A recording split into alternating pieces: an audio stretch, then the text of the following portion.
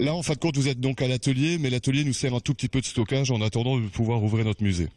Donc le stockage, c'est quoi? Le stockage, on a un Sherman, voilà. C'est quand même un char assez mythique durant la Seconde Guerre mondiale. Char américain. Donc un char américain, la 2e DB en était équipée aussi. Donc c'est un char d'à peu près 30 tonnes. Raconte-nous l'histoire de ce souffleur. Donc celui-là, il nous le fallait absolument. Pourquoi? Parce qu'en janvier 45, lors de l'opération Nordwind, lorsque les Allemands ont voulu reprendre Strasbourg, donc nous sommes à l'avant de Sonnau-Kielstedt étant à côté, les tanks destroyers 10, donc les TDM 10, étaient en place et ont repoussé l'invasion allemande, quoi. Donc historiquement, ici, pour notre musée, il nous faut effectivement un TD 10.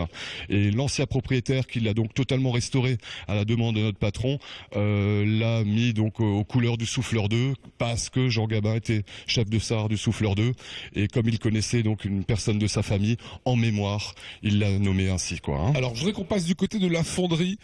La chose, c'est que quand vous avez plus les pièces, vous les demandez carrément à des musées et vous les faites fondre, vous refaites des pièces. Alors voilà, donc là on le voit, les pièces vertes peintes, ça c'est les pièces d'origine, donc un musée nous l'a prêté, nous a fait confiance, on l'a démonté, on a fait prendre les cotes et on a ensuite donné ça à une fonderie qui ensuite nous a fabriqué 4 canons identiques, on va dire, en brut de fonderie, quoi.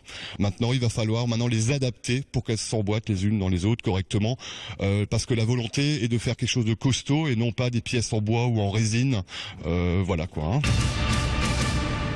Et alors pour entretenir évidemment tout ce matériel, 2 personnes, c'est Maxence et Mickaël. Un petit mot, Mickaël, sur cette pièce devant laquelle vous êtes. Il y a encore quelques bricoles à refaire dessus, donc tout ce qui est circuit de refroidissement, après mise en place d'un siège correct. Et puis après, c'est parti pour rouler avec. Alors Maxence, quelle est l'histoire de ce char? Alors, ce petit engin de démolition, on l'a trouvé en Allemagne, donc en allant acheter 2 canons russes.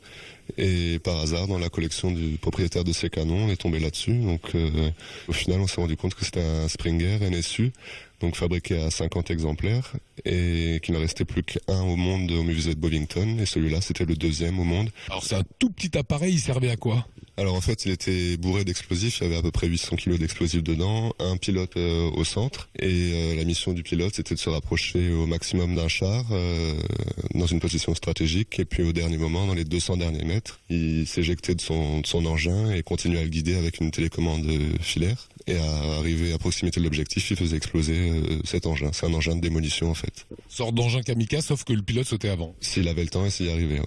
Alors en plus, ils ont une vraie culture de ces machines de guerre.